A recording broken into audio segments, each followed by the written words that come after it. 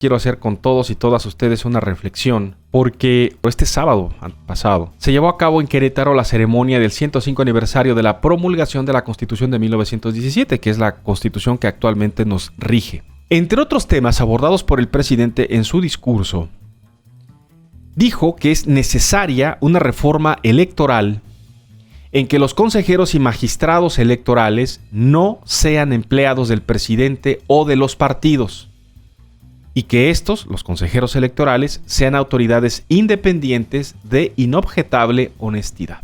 El presidente dio a conocer cuáles son sus 3 prioridades legislativas. El presidente ha dicho que va a impulsar en lo que queda de su gobierno 3 reformas constitucionales. La reforma eléctrica, iniciativa que ya envió y que está en discusión. La reforma electoral, que está anunciada pero que no sabemos los detalles de la reforma, de qué es lo que va a proponer el presidente. Y el otro proyecto es adherir la Guardia Nacional a la Secretaría de la Defensa Nacional. Esas son sus 3 reformas constitucionales. En todas las reformas constitucionales, el presidente requiere de los 2/3 de la mayoría en la Cámara de Diputados para que sus iniciativas se conviertan en ley. De lo contrario, no va a suceder. Bueno, el mismo fin de semana, el consejero presidente del INE, Lorenzo Córdoba, respondió a la propuesta del presidente. Y lo que dijo Lorenzo Córdoba es, si es una reforma propuesta la que propone el presidente para perder todo lo que se ha avanzado en términos de equidad de la contienda, entonces no tiene ningún caso que haya tal reforma. Para el consejero presidente del INE, el cambio constitucional debe ser para ir mejorando y fortaleciendo el sistema democrático y no para dar pasos atrás. Básicamente fue lo que opinó. Ahora, el fin de semana publicamos esta información en nuestro portal en www.cdnoticias.mx con el título de Impulsa AMLO un INE a su gusto. Una reforma electoral para tener un INE a su gusto. Y me ha llamado poderosamente la atención, y siempre reviso, por supuesto, qué es lo que más me interesa a mí como comunicador, no la reacción de los políticos. A mí me interesa la reacción del público, de ustedes, que además de ver el programa, de escuchar el programa, lo siguen a través de redes sociales. Era de esperarse que hubiera polarización. Era normal, es absolutamente normal que hubiera incluso ofensas a lo que informamos, porque hay quienes consideran, pues esto, ¿no? Defienden el discurso presidencial de que es necesario modificar al INE porque el INE es una especie de nido de corrupción, en donde se gasta mucho dinero, en donde Lorenzo Córdoba pues es una especie de un ejemplo vivo de lo que es el fraude electoral, etc. Y la verdad es que le toca a Lorenzo Córdoba y a los consejeros defenderse de esa andanada de discursos que han dicho incluso que hay ataques en contra del INE. Eso le corresponde al INE. ¿Es el INE una instancia cara? Sin duda. Carísima. ¿Puede ser perfeccionable el INE? Sin duda. Sin duda.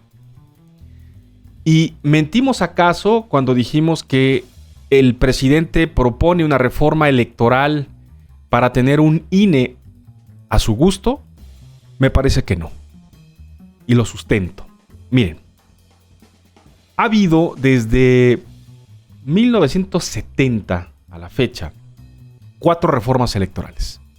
2 muy importantes. Muy, muy importantes. Y es importante también tomarnos este tiempo para analizar de dónde vinieron esas reformas electorales. La primera se dio después de 1988 con aquella famosa caída del sistema, cuando Cuauhtémoc Cárdenas ganó en las urnas, pero gracias a la caída del sistema que operó Manuel Bartlett. No sé si se acuerden, a lo mejor hay gente que no se acuerda, pero Manuel Bartlett era el secretario de Gobernación y por esos años, en 1988, era el gobierno, porque no había INE ni había IFE, era el gobierno el que organizaba, calificaba las elecciones. Y el sistema lo manejaba el gobierno. Y el fraude se consumó en el gobierno para hacer llegar a la presidencia a Carlos Salinas de Gortari. Y a partir de esa caída del sistema, en 1990, viene la primer gran reforma electoral. ¿Quién la propone? ¿Quién la empuja? El gobierno tuvo que ceder ante una gran presión social y los movimientos de izquierda que dijeron no puede ser otra vez más esto. El gobierno tiene que sacar las manos de las elecciones. Y en 1990 se crea el IFE, el Instituto Federal Electoral, consejeros ciudadanos, consejos locales y distritales, y en 1994 Ernesto Zedillo resulta electo en medio de una crisis política por el asesinato de Luis Donaldo Colosio. Viene el error de diciembre, le cuesta mucho trabajo la gobernabilidad del país y propone una segunda reforma electoral en 1996. Esa reforma electoral propuesta por el presidente saca al gobierno y el secretario de Gobernación deja de formar parte del Consejo General del IFE para que sea un órgano completamente ciudadano. De ahí a la fecha, se han tenido que hacer 2 reformas más, todas ellas haciendo más grande. Desaparece en el 2014 el IFE, aparece el INE, haciendo un aparato más grande y más grande y más grande. Producto de los acuerdos de ¿quién? De los partidos políticos. ¿Por qué? Por las trampas que hacen los partidos políticos. Unos tratando de amarrarse las manos a otros.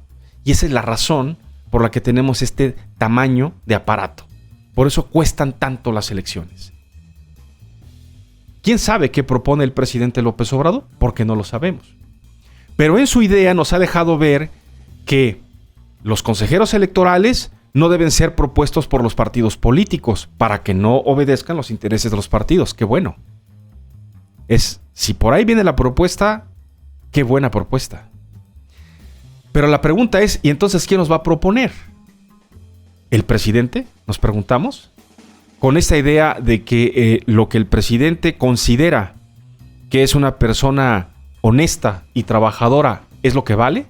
Porque para el presidente López Obrador, lo ha dicho públicamente, Manuel Bartlett, el operador de la caída del sistema, es una persona honrada que le ayuda mucho en el gobierno. O Napoleón Gómez Urrutia es un mártir de la democracia. Esos son los riesgos que advertimos. Y lo decimos claro y directo. Si la propuesta electoral, si la propuesta de reforma electoral significa cambiar al INE todo completo para que nos cueste menos, qué bueno. Para que se reduzca al mínimo el financiamiento público a los partidos, qué bueno. Ojalá que se pongan reglas en serio para que quienes sean candidatos y candidatas tengan por lo menos el historial personal y legal limpio. Por lo menos eso. Ojalá que así sea. Que se contemple la reducción, si es posible la desaparición de los plurinominales, la reducción de senadores y la reducción de la Cámara de Diputados a lo mínimo, para que nos cueste menos ese aparato también tan abultado.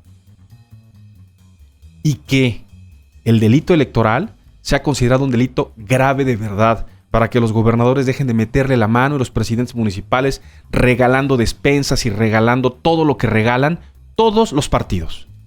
Si la reforma electoral va por ahí, requiere de todo nuestro apoyo. Si la reforma electoral es otra cosa, nada más, para cumplir con un objetivo, un compromiso de campaña, una idea romántica o lo que sea, entonces sí son pasos para atrás. Ahí lo dejamos. Vamos a ver de qué va cuando sea presentada la iniciativa de reforma electoral. Si es a fondo y en serio, o es otro parche más, solo para acomodar las reglas del juego para el gobierno en turno.